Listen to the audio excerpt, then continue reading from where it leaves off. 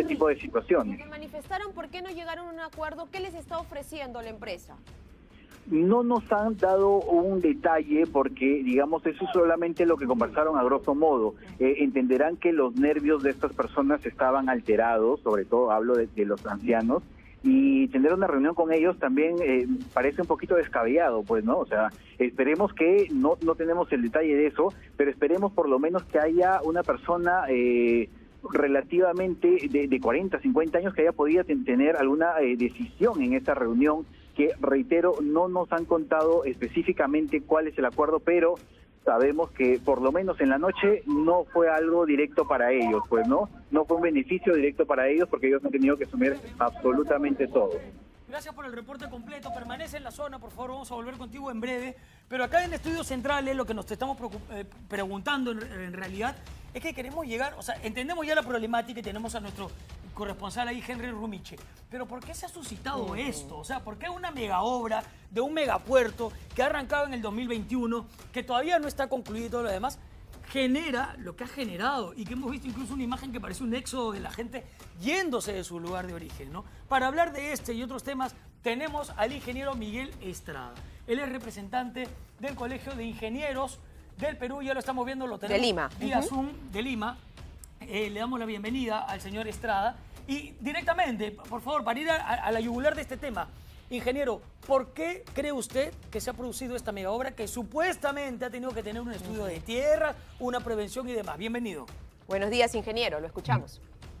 Muy buenos días, muchísimas gracias. Bueno, definitivamente como técnico, definitivamente no podemos decir exactamente por qué ha pasado esto, porque no tenemos la información relevante sobre el tema.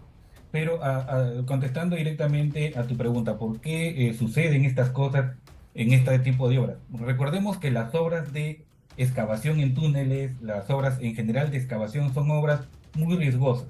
Estas obras obviamente demandan un cuidado especial, sobre todo en el proceso constructivo. Para esto, los ingenieros civiles lo que hacen es hacer diferentes estudios. Estudio geológico para ver en general cuál es el tipo de suelo que hay en los alrededores. El estudio geotécnico es específicamente en un lugar puntual, como debería ser este lugar, ver el comportamiento o la calidad y las características que tiene el suelo para soportar las fuerzas.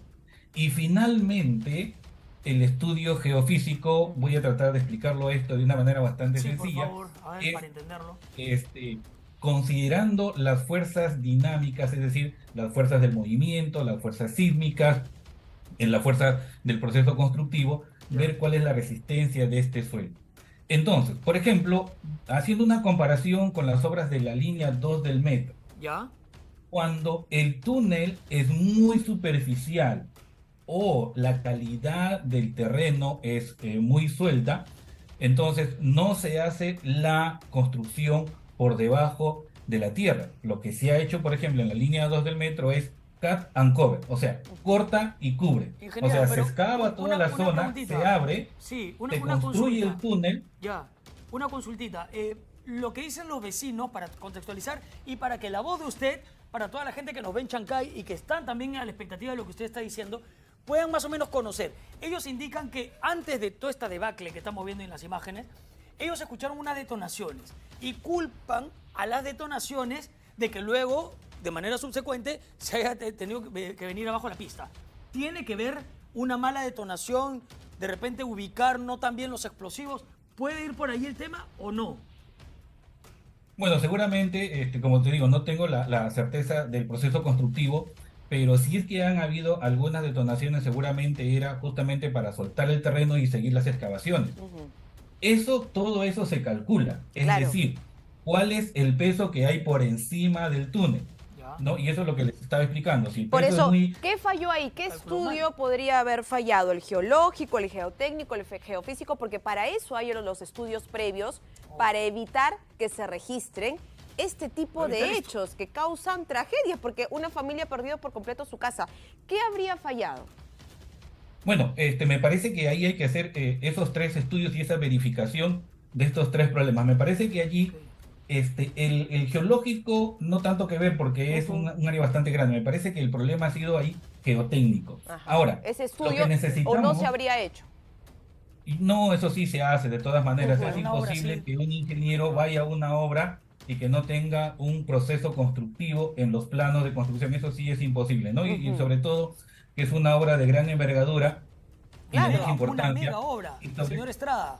Es una mega obra. Y yo quiero preguntarle, porque ya hemos abordado el tema técnico, es complejo, y él mismo está diciendo que se tiene que analizar. Ok, ¿qué va a pasar con estas personas? ¿Qué pasa con esta gente que ya tiene la casa que se le ha hundido? Que tiene los vehículos, los pots, el barrio entero. Ayer lo titulamos así, el barrio se nos viene abajo. ¿Qué pasa con ellos? ¿Ellos van a poder regresar a vivir en estos lugares? ¿Ya se consideraría inhabitable toda esta zona? ¿O qué es lo que va a ocurrir?